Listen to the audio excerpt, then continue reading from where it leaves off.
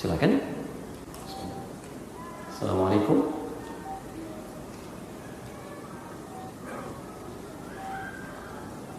Assalamualaikum. Waalaikumsalam warahmatullahi wabarakatuh. Silakan.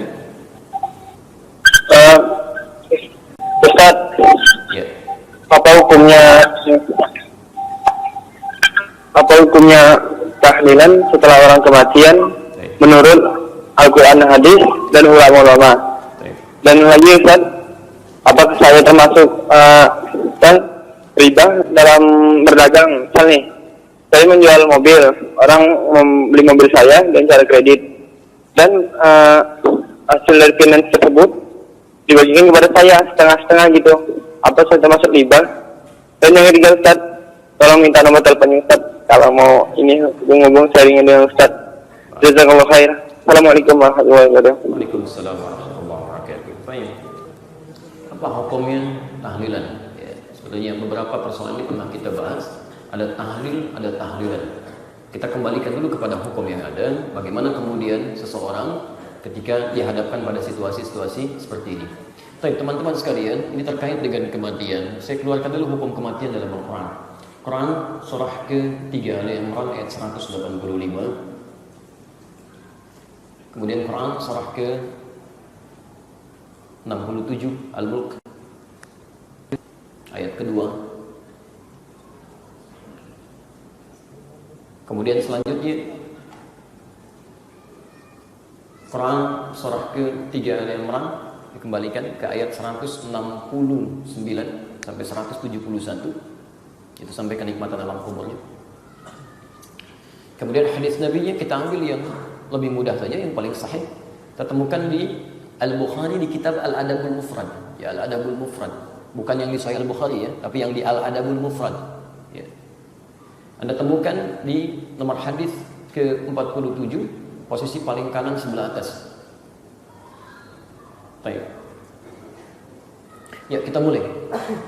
Pertama, apa yang Anda sampaikan terkait dengan kematian dan itu niscaya setiap orang yang bernyawa pasti akan kembali kepada Allah. Quran surah ketiga ayat 185, kullu nafsin dha'iqatul maut. Ingat ya, setiap orang yang bernyawa, nafas yang punya nafas pasti akan kedatangan maut. Maut. Jadi kalau belum meninggal namanya mayit. Kalau belum meninggal. Pelan-pelan. Namanya mayit. Sampai persoalan tadi. Mayitun. Ya. Jadi kalau ada tasydidnya begini, ini artinya yang akan meninggal. Meninggalnya belum, akan meninggal. Baik. Antum akan meninggal? Baik. Jadi jangan tersinggung kalau disebut mayit. Oke? Assalamualaikum Pak. Alhamdulillah. Bapak mayit ya? Iya. Sama dengan Anda gitu kan? Baik. Jadi akan meninggal, akan meninggal. Nah, kalau sudah meninggal, maka tasydidnya hilang. Tasdidnya hilang, jadi bulatan. Jadi mayit. Jelas? Nah, jadi kalau mayit tidak pakai tasdid, artinya sudah meninggal, wafat. Ya. Kalau ada yang menegur Anda, kemudian misalnya tasdidnya hilang, Bapak mayit ya. Nah, itu berarti persoalan. Balikin aja, Anda sehat gitu kan? Tasdidnya hilang. Apa yang mengambil tasdid ini? Yang mengambil tasdid ini, ya, nafasnya diambil kemudian kembali pada Allah, disebut dengan maut namanya. Maut. Masya Allah, Quran itu bahasa tingkat tinggi ya. Kalau Anda belajar ilmu bahasa ketemu kalimat-kalimat ini. Asalnya mayit, kemudian ya meninggal, wafat menjadi mayit. Yang maut yaitu dengan ditugaskan oleh Allah mencabut ini disebut dengan malakul maut. Quran surah 32 ayat ke-11. Kapan malaikat maut datang? Malakul maut. Kapan datangnya? Baik, Allahu a'lam. Ingat, tidak usah mengarang. Pelajaran mengarang hanya ada dalam bahasa Indonesia. Di sini tidak boleh. Kembalikan. Kapan dia datang? Quran surah ke-67 Al-Mulk ayat kedua. Tabarakalladzi biyadihil mulku wa huwa ala kulli syai'in qadir. Alladzi khalaqal maut wal haya. Pertama Allah berikan isyarat dulu, bukan waktunya kapan datang, tapi isyaratnya dulu. Perhatikan kalimatnya. Dialah Allah yang menciptakan maut, kematian, wal haya, dan kehidupan. liyabluwakum ayyukum ahsanu amala. Ini kembali kepada pertanyaan tadi terkait dengan konsep tahlilannya. Perhatikan, dialah Allah yang menciptakan kematian, maut, dan kehidupan. Fokus. Coba normalnya, lihat ayat ini, normalnya ya, seseorang itu hidup dulu baru meninggal atau meninggal dulu baru hidup? Meninggal dulu baru? Masya Allah, antum kemarin meninggal, sekarang hidup. Siapa sebetulnya antum? Ya. Baik, normalnya pasti hidup dulu baru meninggal. Tapi kenapa kemudian ayat ini seakan-akan membalik? Lihat kalimatnya, kok meninggal dulu baru kemudian hidup? Ini bacanya pakai ilmu balaghah, namanya taqdim wa ta'khir, yang diawalkan dan diakhirkan. Kalau ada kalimat ini, maka cara membacanya, lihat kalimatnya. Kenapa kemudian kehidupan diakhirkan dan pakai alif hayat panjang untuk melukiskan kesan bahwa umumnya manusia selalu ingin hidup lebih lama, ingin panjang, pengen di akhir. Hampir tidak ada manusia yang ingin meninggal cepat-cepat. Tanpa bunyi itu pun pasti. Ya, saya tanyakan, Mas mau meninggal 5 menit lagi? Hampir gak ada. Saya pernah tanyakan satu tempat, mau gak meninggal 5 menit lagi? Siap Ustaz, asal dijamin masuk surga. Tidak ada jaminan itu. Karena itulah kemudian ketika Anda merasakan berharap-harap masih lama nih wafat saya gitu kan, Allah kemudian sadarkan kita, boleh jadi maut itu bisa datang lebih cepat dari apa yang tidak Anda duga. Di malaikat maut punya waktu yang ditetapkan oleh Allah, dirahasiakan kapan waktunya. Kan ini semua poinnya untuk menciptakan atau untuk menghadirkan peluang beramal saleh. Apa amal saleh terkait dengan kematian ini dan proses kematian yang dimaksudkan? Ya, satu, bagi seseorang yang akan meninggal dunia dalam keadaan dia sudah tidak sadarkan diri. Dia misal sudah kelihatan secara medis dan sebagainya. Ya. Dalam kondisi apa disebut oleh kita? Sakaratul maut. Ya. Sakarat itu asalnya dari kata sakarat, sesuatu yang kondisi tidak sadar, sehingga kalimat-kalimat yang diucapkan sudah tidak nyambung. Orang mabuk pun disebut dengan sakar. Sakran. Orang mabuk keluar kalimat yang tidak menyenangkan, tindakan-tindakan yang tidak bagus, disebut sakran. Tapi untuk membedakan antara sakar menjelang kematian dengan bukan, ditambah maut di ujungnya, sakaratul maut. Maaf, kalau sudah ada orang-orang seperti ini, secara medis sudah mengkhawatirkan misalnya, kemudian dia sudah mulai meracau, itu tandanya amal soleh bagi orang di sekitarnya sudah harus disegerakan. Apa kalimat amal solehnya? Disebut dengan tahlil namanya. Maka ditalkinkan, dibimbing lisannya untuk mengucapkan kalimat tahlil. Tahlil itu singkatan. Ingat, an-nya belum muncul ya. Bukan tahlilan tapi tahlil. Tahlil. Ditahlilkan. Tahlilkan.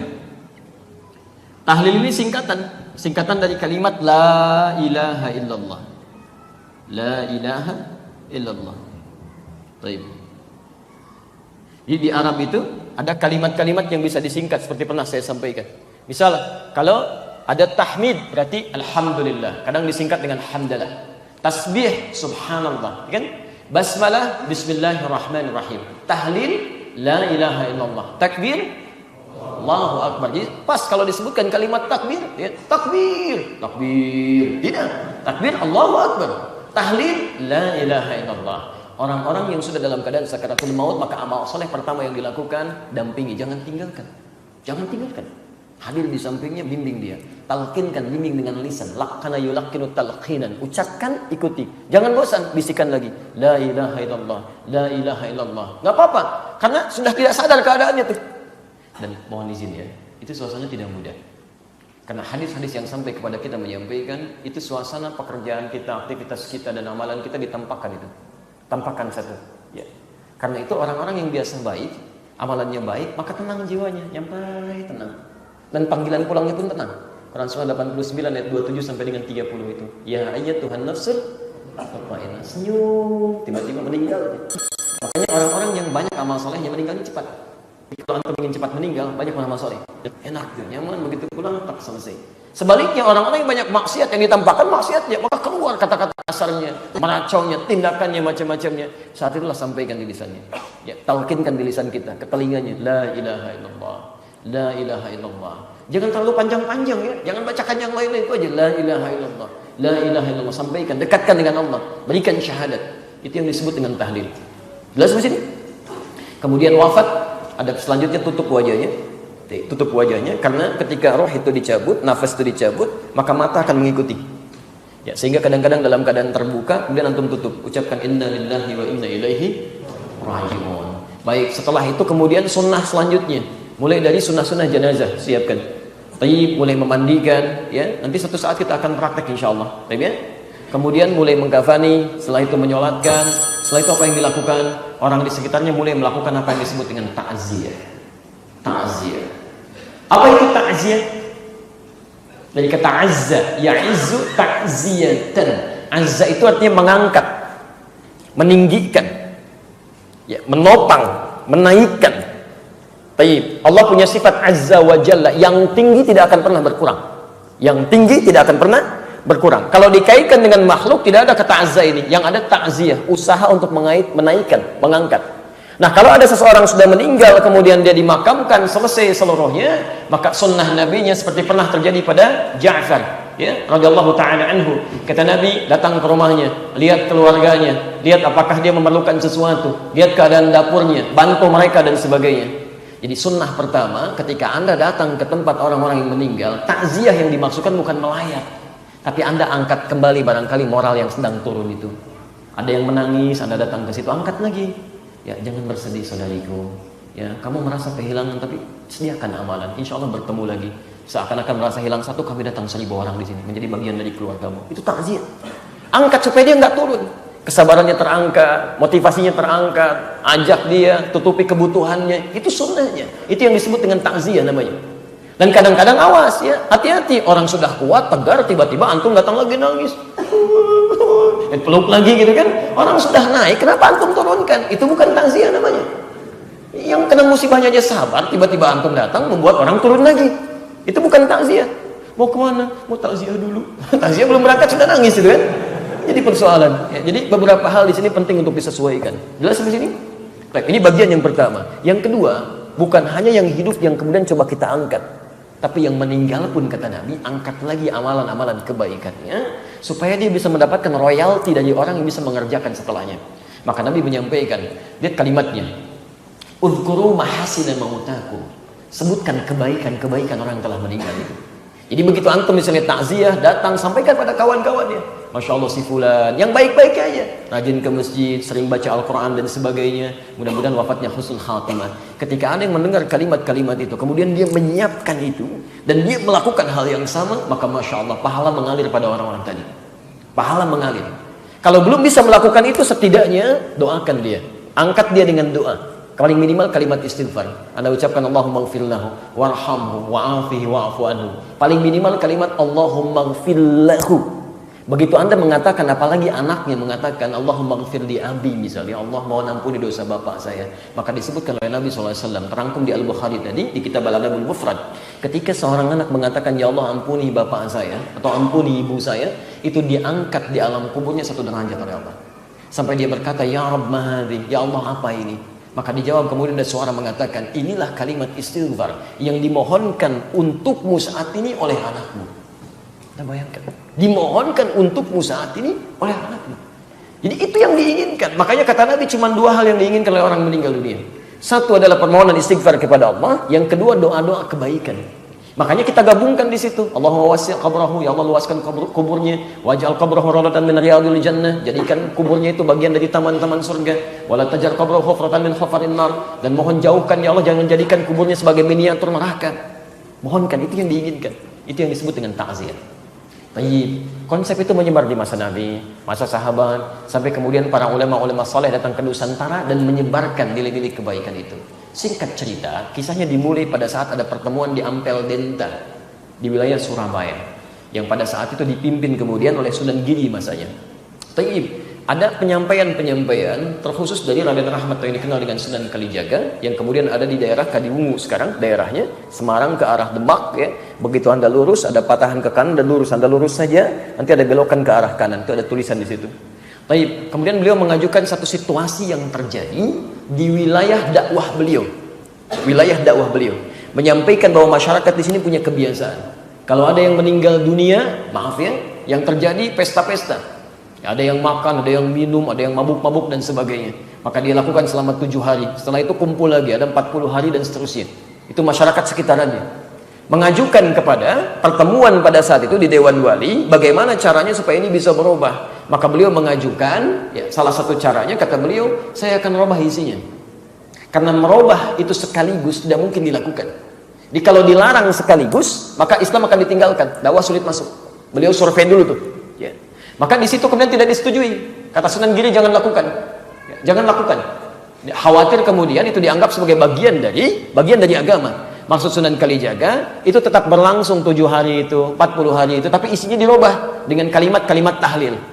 Ya Allahu Akbar, la ilaha illallah, kalimat-kalimat tahmid, dipopulerkan istilah dengan tahlilan untuk membedakan dengan tahlil yang pertama. Tahlilan, diisi dengan kalimat la ilaha illallah. Cuman waktunya tidak dirubah. Mereka kumpul, isi daripada mabok baca kalimat ini, sampaikan kebaikan-kebaikan dan sebagainya. Itu ternyata kemudian tidak disetujui awalnya, tapi kemudian dimunculkan dalih di situ. Kalau kita tidak lakukan dengan ini, maka kemudian mereka akan sulit menerima Islam. Apa dalilnya? Dikiaskan kemudian pada peristiwa pelarangan khamar, miras santika di zaman Nabi. Jadi khamar, ya, khamar minuman keras saat dilarang di zaman Nabi, itu 4 ayat dari An-Nahl, kemudian Al-Baqarah 219, posisi paling kiri sebelah bawah, menerangkan bahwa asalnya orang-orang jahiliyah sering memeras pohon-pohon kurma dan anggur, dijadikan sebagai alat untuk mabuk. Ayat haramnya belum muncul. Setelah itu muncul lagi yang kedua, ya, dijelaskan bahwa mabuk-mabukan itu, minum khamar itu terasa manfaatnya ada sedikit, tapi banyak sekali hal yang mengandung dosa di situ. Manfaatnya bagi yang mabuk aja kerasa rasanya enak, tapi sebaliknya kata Quran, banyak dosa yang bisa muncul dari peristiwa itu. Ithmuhuma kabirun, ya. Baik. Apa yang terjadi setelah itu? Pelarangan belum muncul. Maka tiba-tiba ada orang yang biasa minum, tiba-tiba mimpin sholat, jadi imam. Jadi sebelum sholat minum dulu, begitu sholat mimpin baca al-kafirun, nggak selesai. Uliya al-kafirun, la abudu ma ta'budun, nggak beres-beres di situ. Maka diadukan, turun kemudian An-Nisa, ya ayyuhalladzina amanu la taqrabus shalah wa antum sukara. Hai orang-orang yang telah menyatakan dirinya beriman, jangan dekat-dekat ke sholat sedangkan kamu dalam keadaan mabuk. Umar bertanya pada Rasulullah, ya Rasulullah, apa nggak diturunkan langsung aja satu ayat yang mengharamkan kemudian khamar ini? Setelah masa berlalu, turunlah Al-Maidah ayat 90 itu. Innamal khamru wal maisir wal azlamu, dan seterusnya, rijsun min amali syaitani fajtanibu. Ini semua perbuatan-perbuatan setan, sangat berbahaya, tinggalkan semua itu. Maka turunlah seketika kemudian perintah larangan untuk minum khamar dan turunan perbuatan sejenisnya. Kapan itu turun? Setelah beberapa masa. Ditanya pada Sayyidah Aisyah, ya, setelah Nabi wafat, kenapa ayat khamar nggak langsung diturunkan? Jawab Sayyidah Aisyah, kalau ayat seketika turun, maka tidak akan ada orang bisa menerima Islam pada saat itu. Karena luar biasa lekatnya dengan itu, jadi candu dalam kehidupan. Makanya turun bertahap. Ini yang dikiaskan oleh Sunan Kalijaga pada saat itu untuk bisa menyampaikan maksud yang tadi dilukiskan dengan konsep tahlilan tadi. Maka didiamkanlah pada saat itu argumen yang dimaksudkan. Sedangkan diam dalam kaidah fikih alamatun na'am, tanda setuju. Maka kembalilah beliau praktekkan, tapi sebelum dipraktekkan beliau sampaikan, kalau dikhawatirkan biarkan nanti anak cucu kita yang meluruskan ini, jadi menyempurnakan maksudnya. Jadi beliau memulai, anak cucunya yang diharapkan bisa menyempurnakan itu. Tapi kemudian disampaikan, terjadilah proses itu. Ketika disampaikan itulah kemudian beliau berijtihad, ya, sebelum sempat disempurnakan datanglah penjajah. Ada yang masuk lewat Selat Malaka Portugis tahun 1511, ada VOC nyusul dan sebagainya. Terputuslah dakwah karena kesibukan melawan penjajah pada saat itu. Jadi terbiasalah kemudian menjadi tradisi sampai dengan kekinian. Apa yang diijtihadkan oleh Sunan Kalijaga di masa itu bisa dibenarkan secara hukum karena orang-orangnya belum tahu. Tapi bagi orang-orang yang telah tahu hukumnya dengan takziah, maka tidak ada alasan untuk tidak mempraktekkan takziah. Takziah yang diinginkan itu yang didiamkan. Jelas di sini? Karena praktek ini dikhususkan dulu bagi hukum tertentu yang belum tahu hukumnya. Jadi kalau orang yang sudah tahu hukumnya, cukup kerjakan takziah saja, tidak perlu mengerjakan yang tadi. Karena itu hukum darurat dalam keadaan tertentu. Jelas? Seperti antum dalam keadaan wudhu misalnya, menemukan air, airnya ada. Kemudian pada kondisi tertentu air tidak ada, maka apa yang dilakukan? Tayamum. Pakai apa? Debu, bukan debu yang bersih. Buti sa'idan thayyibah. Sudah tayamum dan sebagainya, sudah sholat, antum jalan lagi, air ketemu misalnya dalam waktu sholat selanjutnya, apakah masih berlaku tayamum? Tidak. Kenapa? Baik, karena tayamum situasinya darurat, setelah airnya ada, tayamum ditinggalkan, wudunya yang digunakan. Jelas di sini? Si barang di masjid namanya Abdul Rauf As-Sinkili, diskusi di situ, menemukan nasabnya. Setelah tahu kita jalan lagi, berangkat lagi ke Pantura, bahkan dari selatan ke Jogja ke Pantura, sampai saya baru landing sebetulnya. Dari Lasem, dari Semarang ke Lampung, langsung ke sini, langsung live dengan teman-teman di sini. Dan kita telusuri, naik sampai ke Pasujudan Sunan Bonang, kita hitung tangganya sampai berapa, sampai ke atas. Penjaganya namanya Pak Abdul Wahid. Banyak orang keliru sampai di atas dengan di bawahnya. Itu kita temukan sampai situ. Ya kita gali sampai kita ketemu ya beberapa sumbernya. Baik. Dan Allahu a'lam bissawab.